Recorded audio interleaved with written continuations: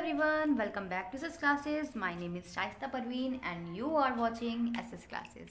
So all my dear students, today I will discuss the biology class 9 ICSE board. Let's begin the new chapter for class 9. This is a digestive system. So this is the chapter number 11.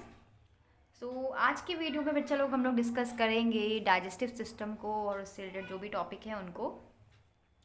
उससे पहले मैं आप लोगों को बोल देना चाहती हूँ कि अगर आप मेरे चैनल पे नए हैं तो जल्दी से चैनल को सब्सक्राइब कर दीजिए एंड बेल आइकॉन की घंटी को ज़रूर से प्रेस कर दीजिए ताकि आपको मेरी हर नई आने वाली वीडियो की नोटिफिकेशन मिलती रहे।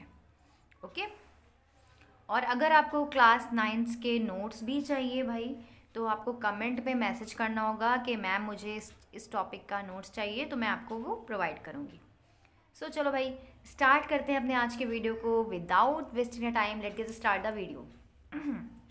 First of all need for हम लोग पढ़ेंगे डाइजेस्टिव सिस्टम। डाइजेस्टिव सिस्टम बेटा आप लोग शुरुआत से पढ़ते चले आ रहे हो, बट इसकी ज़रूरत ही क्यों है? Need for a digestive system, digestive system की ज़रूरत क्यों है? क्योंकि जो है जो भी खाना पीना हम लोग खाते हैं उसका हमारी बॉडी में अगर बॉडी में डाइजेशन नहीं होगा तो वो खाना हमारी बॉडी के लिए यूटिलाइज नहीं होगा, काम नहीं होगा उस खाने का, है ना। सो ऐसा नहीं होगा देन हम लोग क्या करेंगे, हम लोग अंदर से वीक हो जाएंगे। It must be change. और बहुत सारे जो भी है फूड प्रोडक्ट जो है वो इनफेजिबल हो जाएंगे, यानी हमारे लायक नहीं बचेंगे। That is the food that we eat can not be utilize as such in the body. जो भी खाना हम लोग खाए पिएंगे वो हमारे शरीर के लिए काम नहीं करेगा। It must be change into soluble absorbable form a get absorb the blood. तो इसका जो है हमारी बॉडी में ऐसा नहीं है कि हम लोगों ने खाना खाया और बस डाइजेशन हो गया, नहीं। क्या होता है जब खाने को हम लोग खाते हैं तो वो सिंपल फॉर्म में टूटता है, छोटे छोटे फॉर्म में हमारे दांत जो है उसको तोड़ते हैं, देन वो अंदर जाता है, फिर और सॉल्युबल पार्टिकल्स में टूटता है। तो इस तरीके से जब वो अफोर्डेबल हो जाता है हमारे शरीर के लिए, एब्जॉर्बल लाइक हो जाता है, तो वो हमारी बॉडी उसको एब्जॉर्ब करके बॉडी के डिफरेंट पार्ट में डिस्ट्रीब्यूट करती है ताकि हम लोग उसका यूज़ कर सकें और हमें एनर्जी मिले। अंडरस्टैंड? तो इसीलिए हमारा डाइजेस्टिव सिस्टम जो है वो बहुत ज़रूरी है।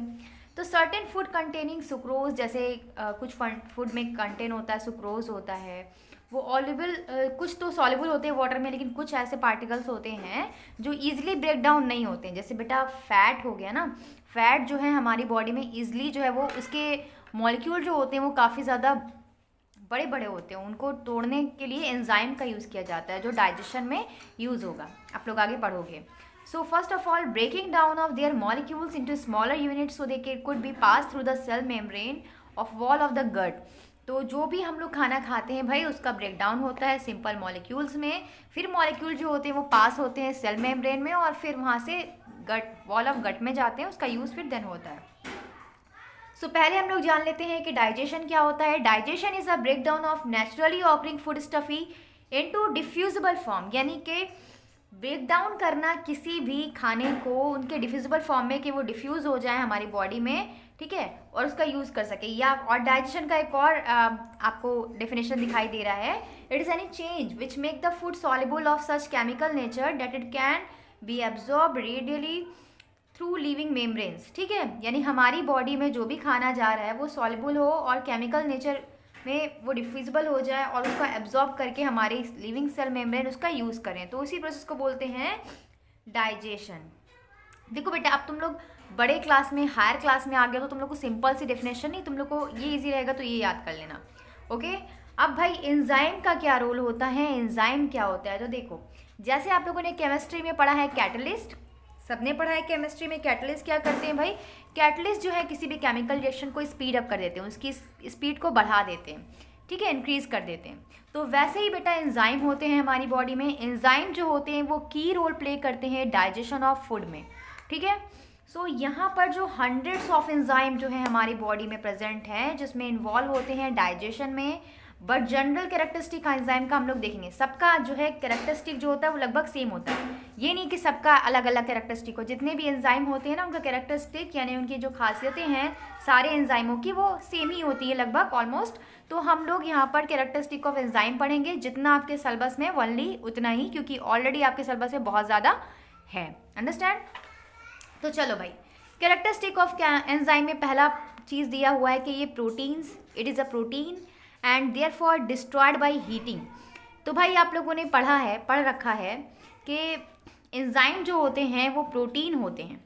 एंजाइम क्या है? प्रोटीन से बने होते हैं, प्रोटीन्स होते हैं, प्रोटीनियस नेचर के होते हैं, और इनको अगर हम हीट करेंगे या इनको हीटिंग ज़्यादा होगी तो ये डिस्ट्रॉय हो जाएंगे। ज़्यादा हीट करने पर ये डिस्ट्रॉय हो जाते हैं। Second point, it acts only the kind of substance called substrate that is it is specific. ये सिर्फ किसी एक काइंड ऑफ सब्सटेंस के पे काम करते हैं, वर्क करते हैं, दैट इज स्पेसिफिक। वो स्पेसिफिक कोई भी ऑर्गेन हो सकता है, कोई भी सब्सटेंस हो सकता है।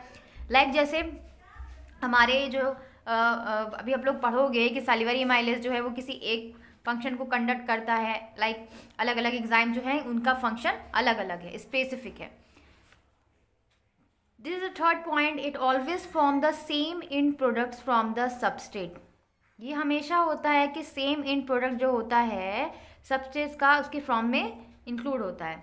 फोर्थ पॉइंट है, it only affect the rate of chemical reaction and always speed up the reaction. हमेशा ये सिर्फ और सिर्फ अफेक्ट करते हैं केमिकल रिएक्शन को, और ये क्या करते हैं भाई? स्पीड अप करते हैं रिएक्शन को। ये मैंने आपको शुरुआत में ही बता दिया। फिफ्थ पॉइंट है, like a catalyst it can be use again and again. जैसे कैटलिस्ट को हम लोग अब दोबारा यूज कर सकते हैं अगेन एंड अगेन, वैसे ही हम लोग जो है एंजाइम को भी अगेन एंड अगेन यूज कर सकते हैं। It acts based only the particular pH, that is the particular degree of acidity और alkalinity. So भाई ये जो एंजाइम होते हैं वो एक पर्टिकुलर pH पे काम करते हैं, लाइक एसिडिटी पे एक पर्टिकुलर डिग्री पे काम करते हैं कि उससे ऊपर उसका टेम्परेचर कर दिया तो फिर एंजाइम जो है वो डिस्ट्रॉय हो जाएगा, उससे नीचे कर दिया तो एंजाइम नेचुरेटेड हो जाएगा, काम नहीं करेगा। समझ रहे हो बात को? सेवेंथ पॉइंट है कि it acts between narrow temperature. देखो हमारा जो अंदर जो एंजाइम है वो लगभग जो है usually 35 to 40 degree Celsius temperature पे ही क्या करेंगे? एक्ट करते हैं। अगर आपने इससे ज़्यादा टेम्परेचर बढ़ा दिया तो भी वर्क नहीं करेंगे, या फिर इससे नीचे टेम्परेचर अगर हमारी बॉडी में है तो भी वो वर्क नहीं करेंगे। तो that is a optimum temperature for an enzyme, that is 35 and 40 degree Celsius. Okay, this is so. अब आते हैं अपने डाइजेस्टिव सिस्टम में। हम लोगों ने देख लिया कि क्यों नीड पड़ती है हम लोग को डाइजेस्टिव सिस्टम की, एंजाइम क्या होते हैं, कैरेक्टरिस्टिक ऑफ एंजाइम को देख लिया। थर्ड टॉपिक इज हमारा डाइजेस्टिव सिस्टम। डाइजेस्टिव सिस्टम भाई देखो हमारा दो पार्ट में पूरा बना हुआ है। एक बात करेंगे हम लोग एलिमेंट्री कैनाल की, दूसरा है हमारा डाइजेस्टिव ग्लैंड्स। एलिमेंट्री कैनाल की अगर मैं बात करूँ तो मस्कुलर ट्यूब लाइक स्ट्रक्चर होता है जो स्टार्ट होता है हमारे माउथ से, एंड जो है ये इसका एंड होता है एनस पे। Understand? It is about 9 metre long and highly coiled. Certain region कहीं कहीं पर ये 9 मीटर लॉन्ग होता है और कहीं कहीं पर बहुत ज़्यादा क्वाइल्ड, बहुत ज़्यादा मुड़ा हुआ होता है। कुछ रीज़न पे स्पेशली स्मॉल इंटेस्टाइन जो हमारा होता है वो काफ़ी ज़्यादा मुड़ा हुआ होता है। It's various region shown. यहाँ पर आपको डायग्राम में अभी देखोगे तो आपको एक एक रीज़न आपको समझ में आएगा। एडिशन टू डाइजेस्टिव ग्लैंड्स जो होती हैं इसमें लोकेटेड होती हैं जो बहुत सारे रीजन में, यानी लाइनिंग रीजन में अलग अलग डाइजेस्टिव ट्यूब में 2 डाइजेस्टिव ग्लैंड होती हैं लाइक लीवर एंड पैनक्रियाज। ये एसोसिएट करती हैं हमारे फंक्शन को। सैलिवरी ग्लैंड्स होती हैं जो एसोसिएट करती हैं ओरल कैविटी को। समझ रहे हो? सबका अलग अलग फंक्शन है भाई। तो सबसे पहले बात करते हैं अपने माउथ की। माउथ से आते हैं, एलिमेंट्री कैनाल में हमारा माउथ स्टार्ट होगा। अभी हम लोग एलिमेंट्री कैनाल पार्ट 1 पढ़ रहे हैं, ठीक है, जिसमें हम लोग फर्स्ट पॉइंट पढ़ेंगे कि हमारा एलिमेंट्री कैनाल की शुरुआत कहाँ से होती है? हमारे माउथ से। माउथ से हमारा डाइजेशन स्टार्ट होता है, ठीक है। मस्कुलर ट्यूब लाइक स्ट्रक्चर होता है। तो चलो माउथ देखो, माउथ ओरल कैविटी है जहाँ पर क्या होता है भाई, जिसमें जहाँ पर हम लोग फूड को चबाते हैं, मिक्स करती हैं, हमारी सलाइवा जो है उसको खाने को मिक्स करती है ना। It front limits form the upper and lower lips. हमारी जो अपर एंड लोअर लिप्स हैं वो भी इसमें काम करती है, मतलब लगातार क्लोजिंग ऑफ माउथ या सकिंग, खाने को सकिंग करना, स्लीपिंग लिक्विड यानी कि पानी को सिपिंग करना, ठीक है, समझ रहे हो। Speaking and also perceiving certain sensation specially those of touch and heat. भाई आप लोग को पता है कि आप लोग को जो हीट वगैरह फील होती है तो आपकी इस जीभ पर, सॉरी आपकी लिप्स पर महसूस होती सेंसेशन। थोड़ा सा भी हम लोग चाय वाय पीते हैं, गर्म होता है, थोड़ा सा लिप जल जाती है ना तुरंत, तो हम लोग को वहाँ पर सेंसेशन भी महसूस होता है, फील होता है। अंडरस्टैंड? ओके, तो चलो भाई नेक्स्ट पॉइंट है कि मस्कुलर टंग जो होती है वो हेल्प करती है। उसके बाद माउथ के अंदर फिर आ जाएगा, टंग पे आ जाओ। टंग जो है वो मैनिपुलेटिंग करती है food while chewing and mixing it with saliva, है ना। टंग्स भी क्या करती है? खाने को भाई मिक्स करवाने में हेल्प करती है। स्वॉलोइंग करवाती है, टेस्टिंग ऑफ फूड, इससे आप बताते हो खाना खट्टा है, मीठा है, अच्छा है, बुरा है, ठीक है, जो भी है। Cleaning of food particles from teeth after eating, ठीक है। हमारे टंग जो है ना वो क्या करती है, आप देखते हो खाना फंस जाता है तो हम लोग अपने जीभ से ऐसे ऐसे करके छुटाते हैं उसको, थोड़ा बहुत भी जो लगा रहता है। या भुट्टे खाए होंगे आप लोगों ने तो ज़रूर ऐसा हुआ होगा, है ना। उससे भी नहीं निकलता, फिर आप लोग टूथ स्पीक का इस्तेमाल करते हो। और हमारा 5th पॉइंट है स्पीकिंग, बोलने में। जीभ पकड़ के बोलने की कोशिश करो, नहीं बोल पाओगे आप लोग, है ना। तो टंग हमारी जो है वो बोलने में भी हेल्प करती है। चलो भाई आ जाते हैं अब टीथ पे। टीथ, ठीक है भाई, माउथ हो गया, टंग के बारे में बात कर लिया, टीथ पे आते हैं। तो टीथ भाई सबको पता है सबसे स्पेशल रोल टीथ का होता है, जो खाने को काटने, पीटने और छोटे छोटे टुकड़ों में बाइट करने में हेल्प करता है। Small size bite have relatively larger surface area and enzyme to act for better digestion. भाई हम लोग का खाना जो है माउथ में जाने के बाद हमारे दांत जो है इसको छोटे छोटे टुकड़ों में तोड़ते देते हैं, लेकिन उसके बाद भी एंजाइम की ज़रूरत होती है ताकि बेटर डाइजेशन हो सके और भी ज़्यादा वो घुल जाए, ठीक है। तो टीथ हेल्प करते हैं स्पीकिंग में। हाउ, देखा है आप लोगों ने किसी बूढ़े इंसान को देखा है आप लोगों ने जिसके दांत पूरे टूट गए हो, वो बोल नहीं पाता, है ना। तो इस तरीके से कि टीथ जो हैं हमारे बोलने में भी हेल्प करते हैं। अब बूढ़े क्या, बच्चे जो टेम्परेरी आगे के दांत टूट जाते हैं तो फिर ऐसे बोलते हैं, मैम ऐसे, क्या बताऊँ मैं, समझ रहे हो। How find for yourself, try to speak thick thin, ठीक है। आप अपने टंग, आप लोग समझो बात को कि टीथ जो है वो फेशियल की ब्यूटी भी बढ़ाते हैं। हाँ भाई ये तो है, जिसके दांत होते हैं वो सुंदर दिखता है, बिना दांत के इंसान कौन ही सुंदर दिखेगा। एडल्ट ह्यूमन जो है नॉर्मली उसमें 32 टीथ होते हैं, ओके। और डिफरेंट शेप परफॉर्म करते हैं, डिफरेंट फंक्शन परफॉर्म करते हैं। सो जो एडल्ट होते हैं उसमें कितने टीथ होंगे, 32 टीथ होंगे। अभी हम लोग पढ़ेंगे कि एडल्ट कहाँ किस स्टेज में आएगा, कौन सा विजडम टीथ होंगे, सब पढ़ेंगे। तो देखो बेसिकली जो है 4 टाइप के टीथ होते हैं, शेप के आधार पे इनको इनके परफॉर्मेंस के आधार पे, इनके शेप के आधार पे इनको 4 पार्ट में डिवाइड किया गया।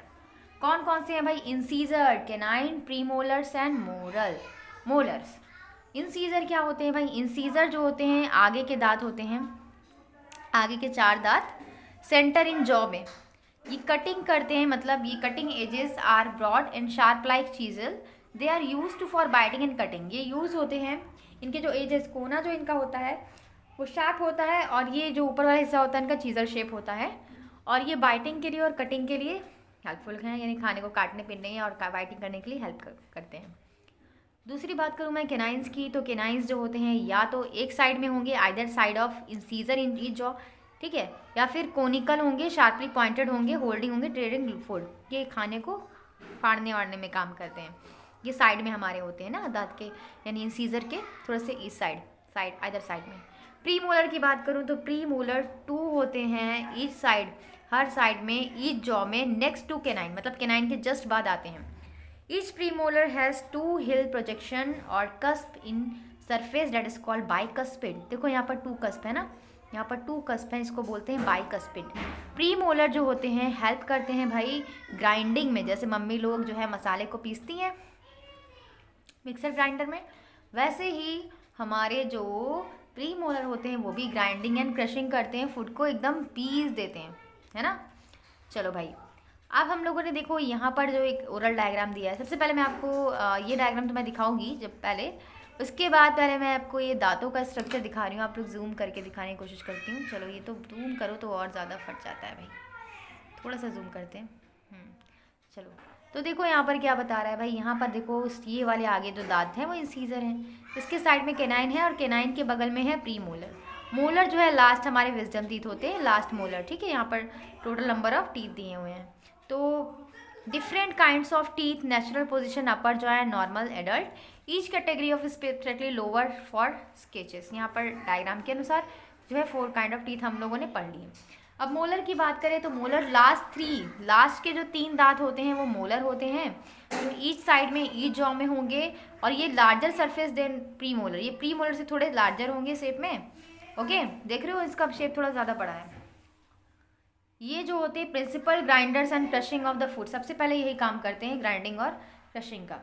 लास्ट मोलर जो होते हैं प्रत्येक साइड में, उसको विजडम टूथ कहते हैं। जॉ इज कॉल्ड, वो जॉ से लगे होते हैं, मसूड़ों से लगे होते हैं, उसको विजडम टूथ बोलते हैं।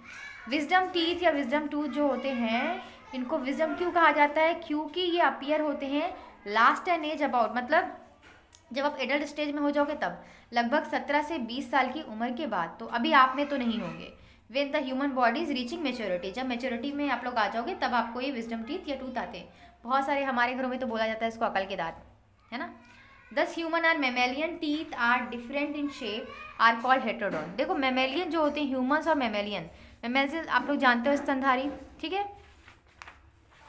सो इसमें जो होते हैं हेटेरोडॉन टीथ होते हैं, मतलब अलग अलग टाइप के डिफरेंट टाइप के टीथ होते हैं, जैसे हम लोगों ने पढ़े incisor, canine, molar, premolar, understand.